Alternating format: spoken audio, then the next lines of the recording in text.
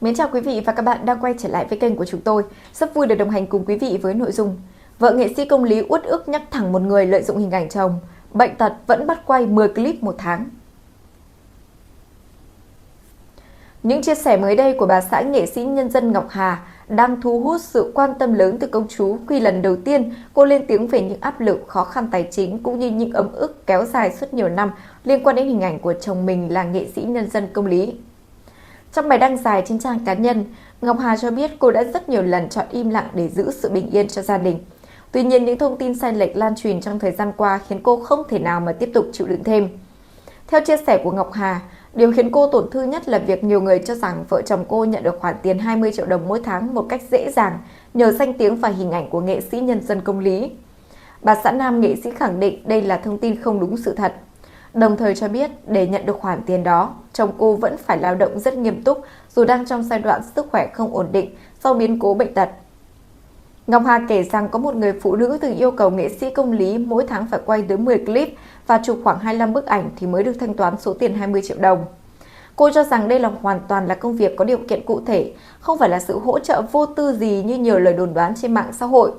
Chính vì vậy, cô cảm thấy bức xúc khi có người cho rằng bản thân đang lợi dụng tên tuổi của chồng để kiếm tiền hoặc sống dựa vào hình ảnh của nam nghệ sĩ. Trong bài viết, Ngọc Hà không giấu được sự uất ức khi nhắc lại quãng thời gian khó khăn mà gia đình cô đã trải qua. Cô cho biết đã có lúc phải cắn răng chịu đựng suốt nhiều năm vì không muốn tạo thêm ồn ào nữa. Tuy nhiên, việc những thông tin thiếu kiểm chứng cứ liên tục xuất hiện khiến cô quyết định lên tiếng để bảo vệ danh dự cho bản thân cũng như gia đình, đặc biệt là chồng. Bà xã nghệ sĩ nhân dân công lý cho biết thêm, hình ảnh của chồng cô từng bị khai thác triệt để trên các nền tảng mạng xã hội. Thậm chí có thời điểm xuất hiện một kênh YouTube mang tên nam nghệ sĩ để thu hút lượt xem và kiếm lợi nhuận. Dù gia đình từng gửi đơn thông báo và đề nghị xử lý, cô cho biết phía liên quan không phản hồi cũng như không có động thái hợp tác. Ngọc Hà khẳng định chưa bao giờ xem việc chăm sóc chồng là gánh nặng hay muốn lợi dụng bệnh tình của nam nghệ sĩ để nhận sự thương hại từ công chúng. Ngược lại, cô cho biết bản thân luôn nỗ lực làm việc để duy trì cuộc sống gia đình trong bối cảnh cả hai gặp rất nhiều những biến cố về sức khỏe lẫn tài chính. Không có điều gì là dễ dàng cả, Ngọc Hà viết, đồng thời nhấn mạnh rằng cô vẫn đang lao động chăm chỉ mỗi ngày để nuôi sống gia đình. Sau biến cố sức khỏe của nghệ sĩ nhân dân công lý, cuộc sống của vợ chồng nam nghệ sĩ được cho là gặp nhiều khó khăn hơn. Trong thời gian gần đây, Ngọc Hà chuyển hướng sang công việc tiếp thị liên kết trên mạng xã hội, thường xuyên chia sẻ các sản phẩm tiêu dùng cũng như kinh nghiệm mua sắm online. Tuy nhiên, cô cũng thừa nhận rằng bản thân không tránh khỏi những cú vấp trong quá trình tìm kiếm nguồn thu nhập mới. Mới đây, Ngọc Hà từng chia sẻ việc bị lừa gần 3 triệu đồng khi tham gia một ứng dụng tìm kiếm tiền online. Theo lời kể của cô, đầu năm cô đã bị cuốn theo những lời giới thiệu từ người quen và tin rằng có thể kiếm thêm thu nhập dễ dàng.